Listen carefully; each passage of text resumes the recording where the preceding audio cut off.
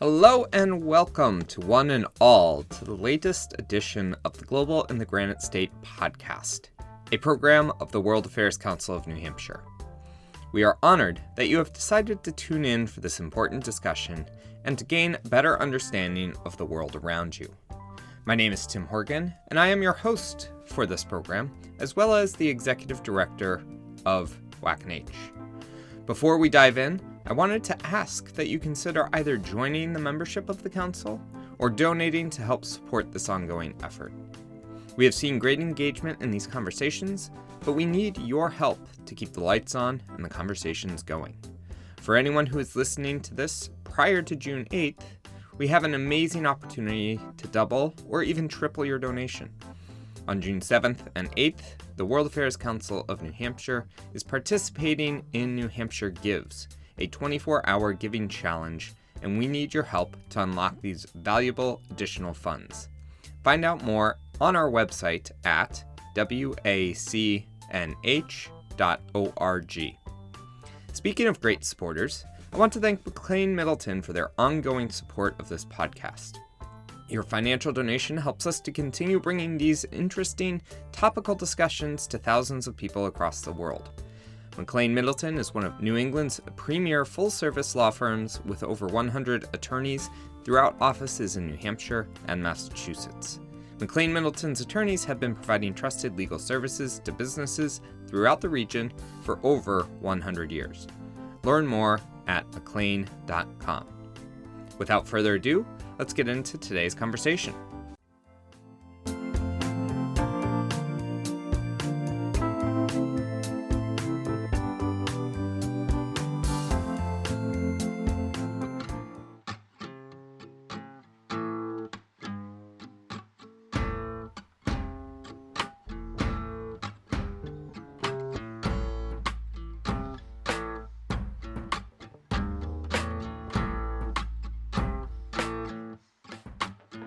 One of the most annoying things in international affairs, and life in general, is when bad behavior is rewarded. You see many examples of this over the centuries, meaning it is nothing new, but it makes it no less annoying when it does happen. The United States has a long history of supporting horrible dictators around the world in pursuit of their Cold War objectives, ignoring our own values, so long as it meant anti-communism efforts continued. China had been invited into global economic institutions to try and reform their systems, while not actually meeting the requirements of membership. One of the more recent examples of this comes in the form of Turkey. Over the past 10 plus years, President Erdogan has taken every opportunity to leverage international crises into a chance to extract concessions from its allies and friends. From threatening to send Syrian refugees to Europe unless the European Union paid multiple millions of euros to his government, to now threatening to veto the membership applications of Finland and Sweden, Turkey seems to not share the same goals as most, if not all, of its Western allies. With this latest iteration of Erdogan's obstructionism, it led me to ask the question, is Turkey a reliable and important partner for the West? Also, would reducing reliance on Turkey make any of these issues better or worse? So I went to our resident Turkey expert, friend of the podcast, and World Affairs Council of New Hampshire board member, Melinda Negron Gonzales. Melinda is the chair of the Department of Security Studies at the University of New Hampshire, Manchester, and has focused much of her research on Turkey and the greater Middle East, having spent extensive time visiting the region. In order to answer the question of Turkey's reliability and shared goals, it is important to start at the beginning and explore why Turkey was invited to join the West in the first place.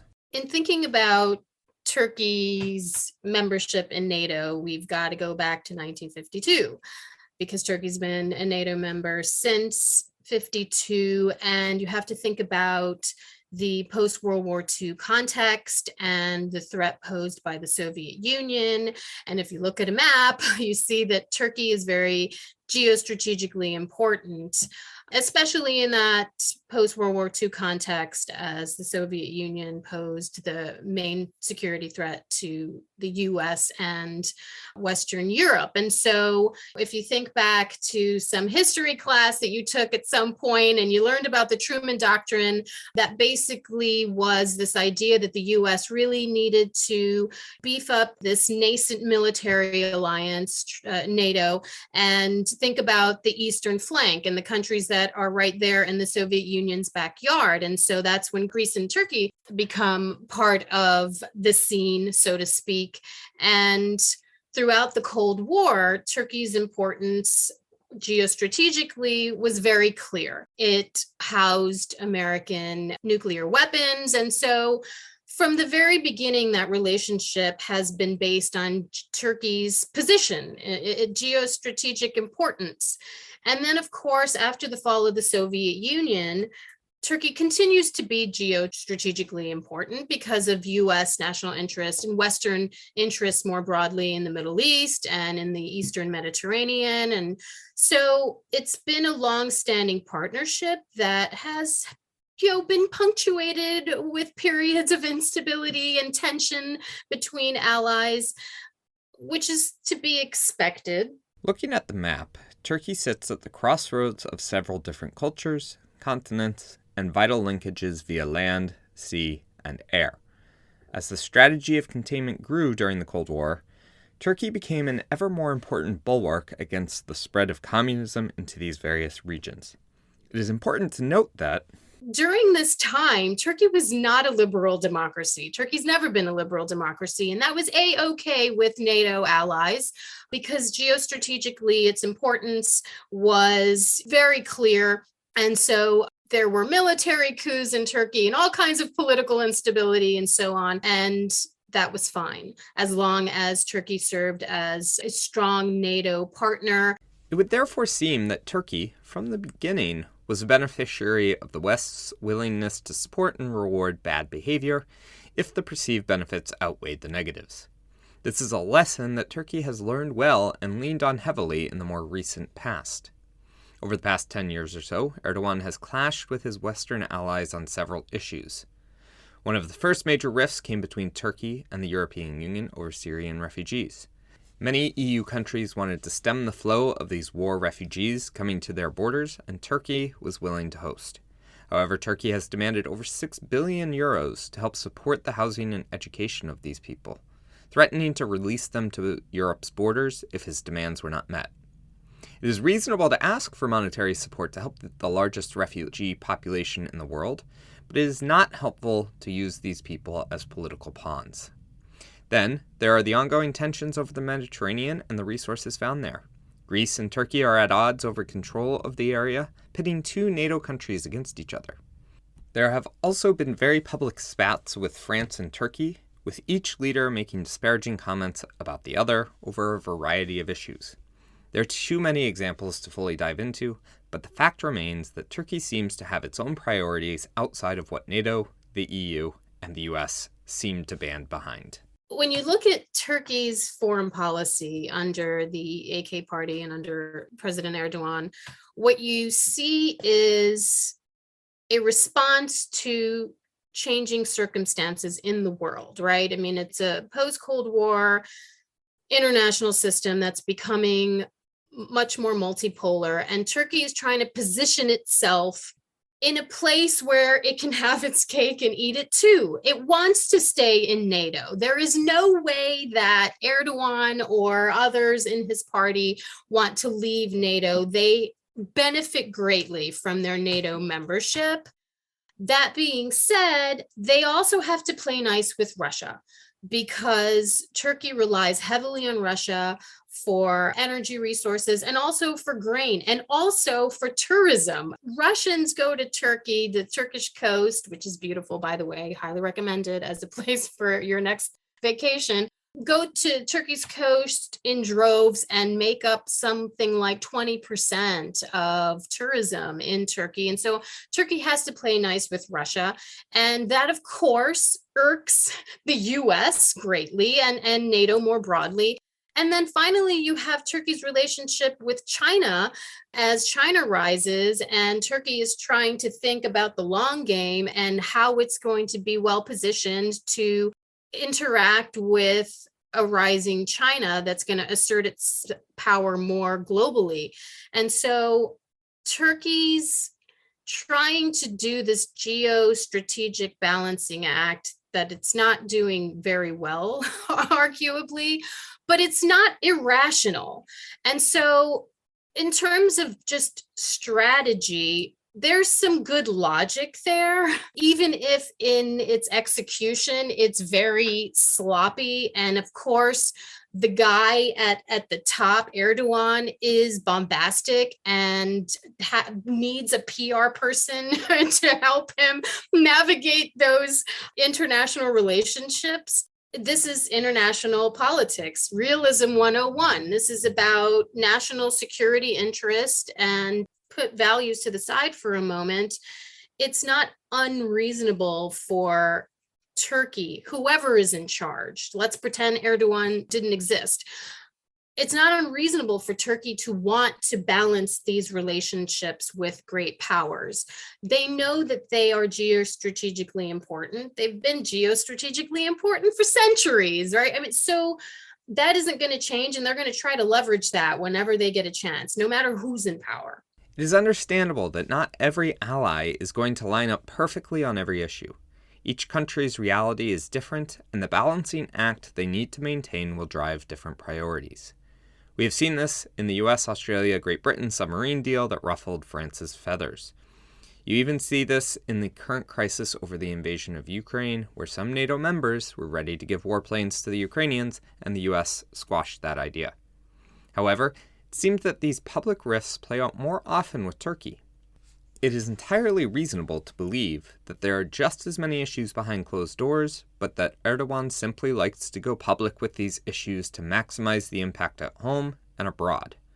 The question then is, does this work for him, or has it been detrimental to the power that he can wield? We have to remember that, and this is true for all statesmen, they're playing a two-level game, so to speak. There's the stuff that's said for the international audience, and then there's the stuff that's said for the domestic audience. And there is a strong undercurrent in Turkish political culture, generally speaking, of anti-Westernism, anti-Americanism, and especially during an election season, which it is right now in Turkey, that kind of anti-Western, anti-American posture by Erdogan really plays well to his base. It plays well even beyond the ultranationalist base, because there is this very strong sense in Turkey among a lot of different ideological groups, not just Islamists or not just religious conservatives and AKP voters, that the West, and especially the US, behaves like a bully and has done things that have really undermined Turkey's power, and especially, for example, US support to YPG Kurdish forces in Syria and things like that. And so when Turkey, and Erdogan specifically, lashes out against the West or against NATO, there's usually a bit of truth behind those statements. And I think sometimes we get caught up in Erdogan's personality and the way that he's so combative that we lose sight of some of the truth that's behind the criticisms against NATO allies and against Sweden and Finland specifically here, because it is true that a high-ranking person in the Kurdish Communities Union is in fact in Sweden. And yes, he addressed parliamentarians, which is interesting because the EU and Sweden and the US and all of the above consider the PKK to be a terrorist organization. It is certainly true that the US does not always get it right, both internationally and domestically. Again, the country has supported some truly terrible people and policies the world over, so we should not be immune to criticism. So, what is behind Turkey's objections to Finland and Sweden joining NATO when they are the lone member to publicly stand in the way of the expansion of this alliance? Basically, President Erdogan is accusing Sweden and Finland of harboring PKK terrorists and Gulenist terrorists. So let's start with the PKK accusation first. For years, Kurdish political dissidents have sought asylum in various European countries, and some of those people in the Kurdish diaspora throughout Europe do support, either indirectly or directly, the PKK and or various organizations affiliated with the PKK. And so specifically for the latest accusation by Erdogan and the AKP government, they are taking issue with a particular individual in Sweden who is part of the KCK Executive Council, and the KCK is the Kurdistan Communities Union, which is a political organization that is tied to the Kurdistan Workers' Party, or the PKK. And it's important to keep in mind that for the PKK and other similar guerrilla organizations that have political wings, they are very savvy in creating legitimate organizations in other countries that are cultural organizations. And so it's tricky to really tell which side has the story correct. The Turks have been accusing various European governments of hosting PKK operatives for decades, and various European governments will push back that they've investigated the matter and these are legitimate cultural organizations and so on. And there have been times when various European governments have shut down, for example, Kurdish satellite television stations that are run out of various European countries that were then eventually found to have some links to the PKK. And so there is some truth to Erdogan's accusations that PKK-related individuals and organizations are able to conduct operations in European countries. And so the Erdogan government has issued various extradition requests from Sweden and Finland and other European countries for people that the AKP government deems terrorist.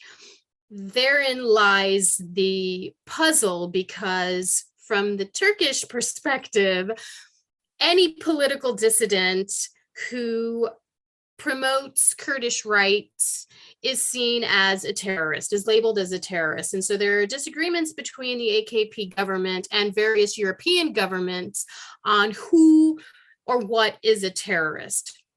And so that is why Turkey and President Erdogan specifically is lobbying these accusations against Sweden and Finland specifically about those two countries harboring PKK terrorists.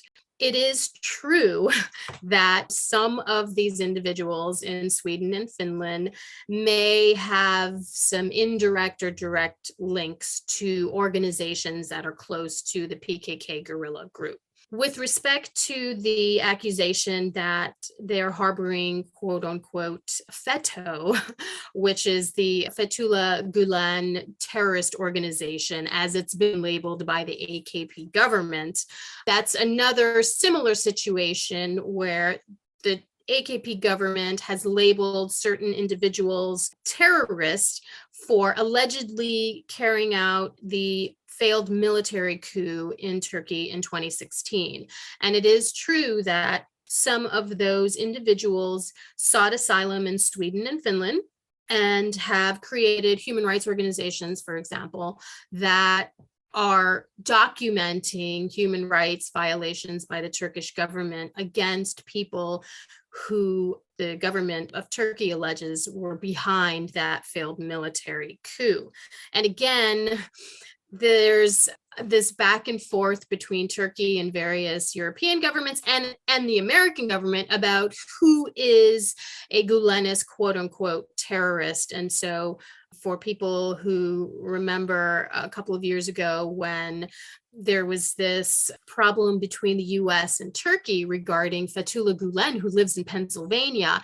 It's that same scenario here. We are seeing it with Turkey and Sweden and Finland, where Turkey is basically accusing the Swedish government and the Finnish government of harboring Gulenist, quote unquote, terrorists as Turkey sees them. Unlike the PKK, which is regarded a terrorist organization by the European Union, by NATO allied countries, and by the US, the Gulenist organization is not regarded as such by any of those entities. And so this is where Turkey is by itself in that regard, considering the FETÖ organization as a terrorist organization. The use of the term terrorist to describe military coup plotters is problematic in the sense that typically the label terrorist is used for non-state armed groups. And here you have a scenario in which a section of the armed forces of Turkey carried out a military coup that was ultimately unsuccessful. And so we have state actors, high-ranking military officials that carried out the failed military coup. And so there's a problematic issue there with the definition. And then beyond that, the Turkish government has simply not provided adequate intelligence that clearly demonstrates these particular individuals and or this FETÖ organization, which may or may not exist, was behind the military coup. So again, that FETÖ organization is something that actually was created by the Turkish government in the sense that they are assuming that there is this clear hierarchical organization within the Turkish armed forces that carried out the coup. And these people who were behind the coup don't go around calling themselves FETÖ. In another twist to this story, the US and NATO partners have worked closely with the YPG and SDF groups throughout the Syrian civil war. This, of course, further complicates the relationship with Turkey, as they believe YPG Kurdish forces are aligned with PKK forces, which therefore accuses the US and NATO of working with terrorist groups. In unpacking all of this, it is important to better understand the connections and relationships, which then leads to a deeper understanding of Turkey's further objection to Finland and Sweden's entry into NATO. So during the Syrian civil war, ISIS became more and more prominent and able to capture territory and ultimately created the Islamic State Caliphate. And the Kurdish forces, the YPG forces, were fighting against ISIS and having a really difficult time. The short version of this story is that there was a siege in 2014 and the United States became directly involved in providing some air support for people in Kobani, and the YPG forces turned out to be the most robust militia fighting ISIS forces, and the United States decided to partner with the YPG Kurdish forces in northern Syria, much to the chagrin of Turkey, because the YPG forces are linked to the Kurdistan Workers' Party of Turkey. How linked is up for debate.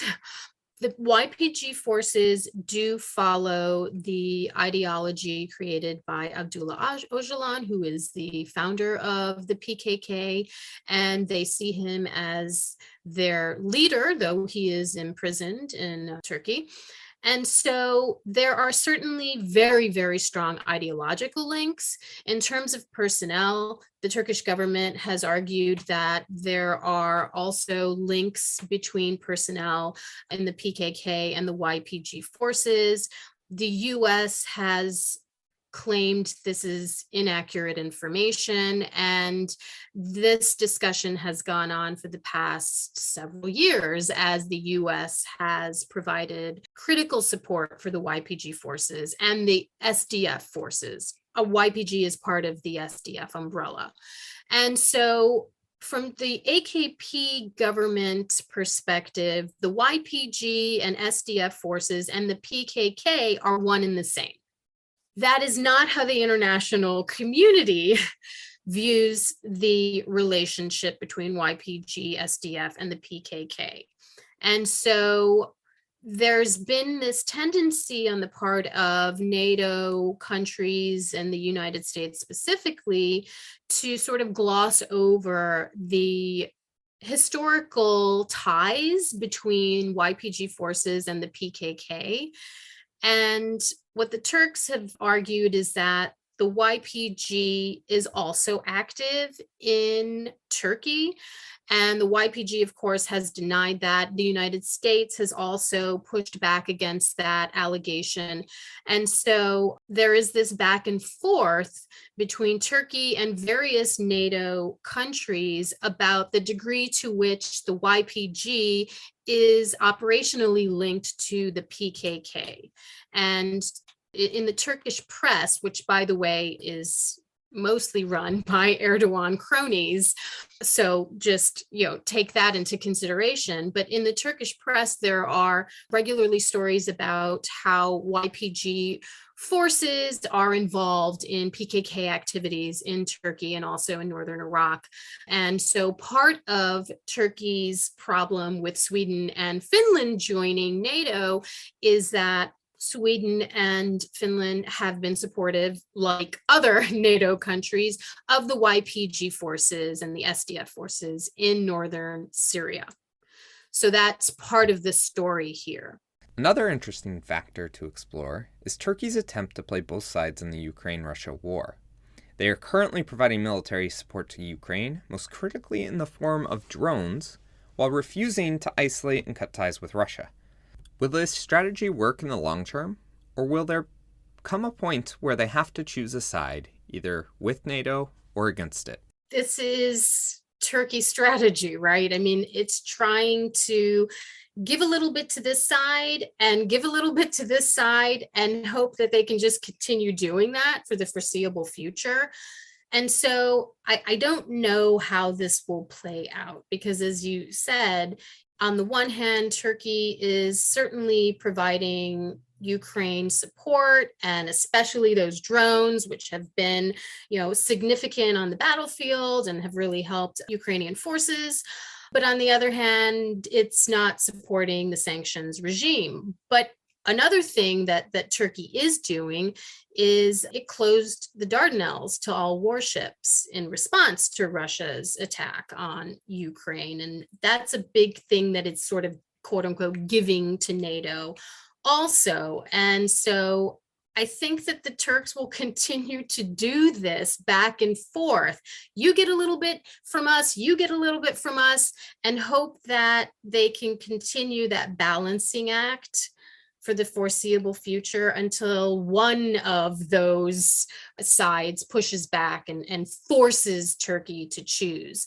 But I think that Erdogan understands that Turkey has some leverage, especially with the closing of the Dardanelles and sending the support in the form of drones, et cetera. And I think also that NATO allies understand that Turkey is in a tricky predicament because of all NATO countries, Turkey is the most exposed to Russia.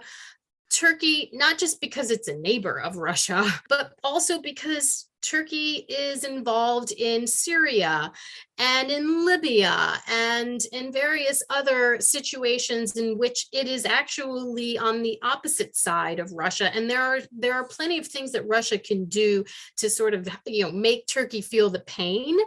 And so I think Washington and other NATO allies understand that Turkey is in a tricky predicament. And I think that's probably why for years, the Americans and other NATO allies have given Turkey some wiggle room. And so when Erdogan sort of quote unquote misbehaves, I'm sure there's a lot of eye rolling in Washington, and he's lost a lot of support in Washington. There were a lot of Turkey supporters for years, but I think that there are still Turkey supporters in European capitals and DC, because people understand that Turkey is more exposed to Russia. And because of its location, it's also more exposed to what China is going to be doing in Asia and globally. So I think if you look at Turkey versus, a cozy country like, let's pick on Belgium, right? I mean, it's different circumstances. And I think people in NATO countries understand that. This is perhaps the point of the situation that Turkey finds itself in. They are stuck between these powers, and they are working to provide for their own security. It is not an enviable position to be in, but it may also be the case that Erdogan's personality is not right for this sort of diplomacy. His abrasive nature rubs people the wrong way, but he still gets what he wants, reinforcing the traits that grate on the governments that he's trying to get concessions from. Make no mistake, he's an astute tactician. Even though he's sloppy in his delivery of his messages, he knows what he can get away with NATO. He knows what he can get away with Russia. And so I think that they'll continue to follow this path. And I think also we're at a point where Turkey and where Erdogan specifically and some of his inner circle have realized that they have taken some missteps, and now they're engaging in this charm offensive in their region. Just this week, Turkey's foreign minister met with his counterpart in Israel. It's the first time that's happened in 15 years. And they're reaching out an olive branch to Saudi Arabia. And so I think the Turks are seeing themselves, and part of this is just Turkish political culture and truth, as surrounded by, unfriendly states, if not enemies. And their combative approach hasn't necessarily brought a lot of gains. And so now they're sort of scaling back and doing this charm offensive to their Middle Eastern neighbors and trying to give NATO a little bit and trying to give the Russians a little bit. It does seem to work, though, as the West has caved on a number of issues, allowing Erdogan the opportunity to drive the policy of NATO and the EU. Does it mean that we are doomed to continue this pattern for the foreseeable future, assuming that Erdogan wins in the upcoming elections? Yeah, I really don't see the strategy changing dramatically as long as Erdogan and the AK party is in power. Oh, and by the way, I'll just mention that I don't think that he's as electorally vulnerable as some people think he is. Erdogan will find a way. That dude cannot step down. That's not happening. So I think that as long as he's steering the ship, we won't see a dramatic change in this strategy, even as we're seeing, a little bit softer approach and, rapprochement with, Israel and Saudi Arabia. But I think that this is the strategy. So for people who are Turkey watchers, there was this strategy that was followed during the Davutoglu years of, no problems with neighbors, right? And then there was this about face of combative stance, and it led to all kinds of problems with all of the neighbors. I think that they're trying to find a midway between the no problem strategy of the first decade of the 21st century and what Erdogan has been doing the past decade. So I don't see that changing much, but he's not going to stop speaking out against what he considers Western imperialism and American hegemony. Going with this prediction of a rocky relationship moving forward, we must ask the question of whether Turkey can and should remain in the Western alliance structure. There are definitely analysts and important people in Washington who believe the time has come to really move away from Turkey, if not oust it from NATO altogether. And there are ways to do that. I mean, there are ways to really rely on other partners in the region and sort of disengage a little bit from Turkey by really downgrading the importance of Incirlik Air Base in Adana, for example, or finding somewhere else to park American nukes, that sort of thing. And a lot of analysts have talked about the specific measures that the US could take and NATO more broadly could take to disengage a bit with Turkey, because Turkey is seen by many as an unreliable partner. And there's definitely some truth to that. And so rather than severing the partnership altogether, which really is not likely, there are ways to disengage. And I think that is probably a smart move on the part of the US, on the part of NATO. But because of the geostrategic importance, there will be cards to play for whoever is in power in Turkey. In the end, it looks like we're stuck with an imperfect partner in Turkey, as well as a number of other countries that we work with today. There's a constant balance that we need to manage between our values and the objectives in the world. It is impossible to say we will only work with partners who fully support our values, but it is also equally impossible for us to ignore the violation of human rights and contravention of our strategic interests by our partners. It may also be possible to work with problematic partners in a more effective way to pressure them to change their ways to better align themselves with our values. In the same way that Turkey is playing all sides, the US and its NATO allies can work to praise Turkey for the positive they do while pushing back on the negative aspects of their actions.